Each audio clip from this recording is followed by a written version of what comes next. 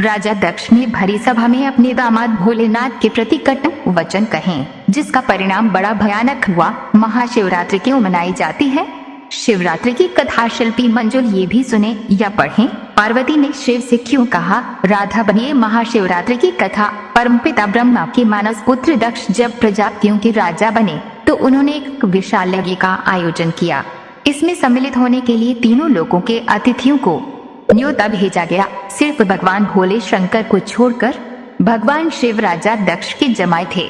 लेकिन दक्ष को भोलेनाथ का अलबेला और मस्तामौला स्वभाव तनिक भी नहीं भाता था। जब शिव की अर्धांगिनी और दक्ष की पुत्री सती को पता चला कि उनके पिता ने यज्ञ का आयोजन किया है तो उन्होंने भी उसमें सम्मिलित होने की इच्छा जताई।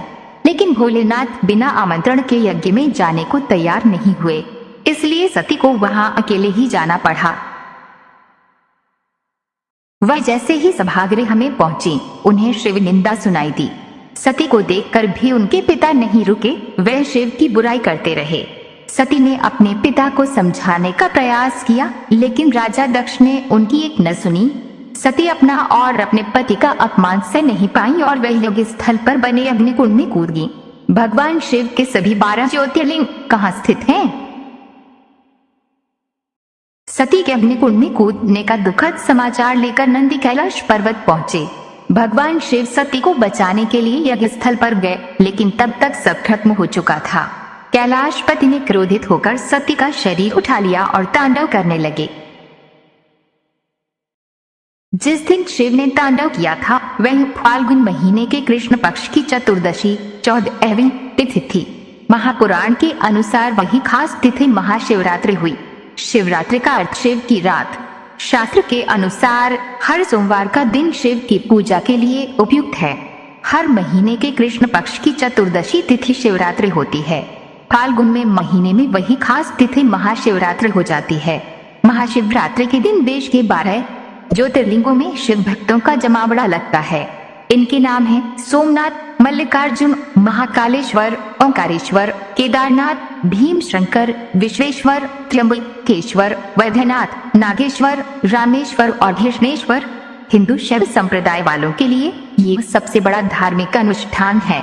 दुनिया के सभी शिवालयों में इस दिन अंधकार और अज्ञानता को दूर करने का संकल्प लिया जाता है।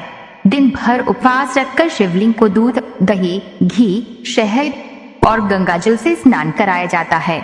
शिव पुराण के अनुसार इसी रात शिव और पार्वती का विवाह हुआ था। इसका मतलब हुआ शिव और शक्ति या फिर पुरुष और आदि शक्ति यानी प्रकृति का मिलन। एक और मान्यता है कि इसी दिन ब्रह्मांड की रचना हुई थी। सती के शौक में भगवान शिव गहन समाधि में चले गए, ध्यान मग्न हो गए। उनके ध्यान को कोई तोड़ ही नहीं पाता। भगवान विष्णु और ब्रह्मा भी सारे जतन करके हार गए। सृष्टि का संचालन भी बाधित होने लगा। देवतागण की समझ में नहीं आ रहा था कि भगवान शिव का ध्यान तोड़ने के लिए क्या जाए। दूसरी तरफ हिमालय की बेटी के रूप में सती का पुनर्जन्म होता है। उनका नाम रखा गया पार्वती। पार्वती शिव को पाने के लिए कठिन तपस्या करती हैं। पहले तो शिव ने पार्वती को तपस्या करने से रोक दिया, लेकिन अन्य देवताओं के सहारे पार्वती शिव का मन जीत लेती हैं। फिर एक विशाल समारोह में शिव पार्वती का विवाह हुआ। उस दिन भी फाल्गुन महीने के कृष्ण पक्ष की चतुर्दशी तिथि थी। इसीलिए लड़कियां शिव के समान वर पाने के लिए इस दिन शिव की पूजा करती हैं। मध्यकालीन इतिहास से पता चलता है कि संसार की मंगलवार कामना के लिए लड़कियां, विवाहित विधवाएं सभी स्त्रियां शिवरात्रि का व्रत करती हैं। इसका मतलब ये नहीं है कि शिवरात्रि सिर्फ स्त्रियों के लिए है। शिवरात्रि का पहला अनुष्ठान एक पुरुष ने ही किया था। वह कहानी भी स्वयं शिव ने बताई है। शिव पुराण के अनुसार पुराने जमाने में काशी यानी आज की वाराणसी में एक निर्दयी शिकारी रहता था। उसे धर्म कर्म से कुछ लेना देना नहीं था। उसका रोज का काम ही पशु हत्या थी। एक दिन वह शिकार करने के लिए जंगल गया और रास्ता भटक गया। शाम घिराई। जंगल के जीव जंतुओं के डर से वे एक पेड़ पर चढ़ गया। दिन भर कुछ खाने को नहीं मिला था। वह डाली पर बैठे बैठे पत्ते तोड़कर नीचे फेंकने लगा। वह बेल का पेड़ था। पेड़ के नीचे एक शिवलिंग था। शिकारी को इस बारे में कुछ पता नहीं था। वह दिन था शिव चतुर्दशी यानी महाशिवरात्रि और शिकारी भूखा था। उसके फेंके हुए पत्ते बार बार शिवलिंग पर चढ़ रहे थे। दूसरे दिन शिकारी घर लौटकर देखता है कि उसके घर एक अतिथि आया हुआ है। वह शिकारी स्वयं न खाकर अपने हिस्से का भोजन अतिथि को दे देता है। इस तरह मंत्रोच्चार न जानते हुए भी उस शिकारी ने सही तरीके से शिवरात्रि व्रत का पालन कर लिया। बाद में जब शिकारी की मृत्यु हुई, अब शिवदूत और यमदूत के बीच विवाद हो गया। शिवदूत उसे अपने साथ ले जाना चाहते थे तो यमदूत अपने साथ कोई छोड़ने को तैयार नहीं। अंत में विवाद निपटाने यमराज पहुंचते हैं। शिवदूतों ने जब कारण बताया तो यमराज ने उनकी बात मान ली।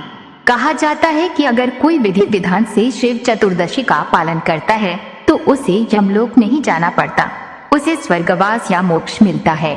इसलिए हजारों वर्षों से शिव चतुर्दशी और शिवरात्रि मनाए जाने की परंपरा चली आ रही है।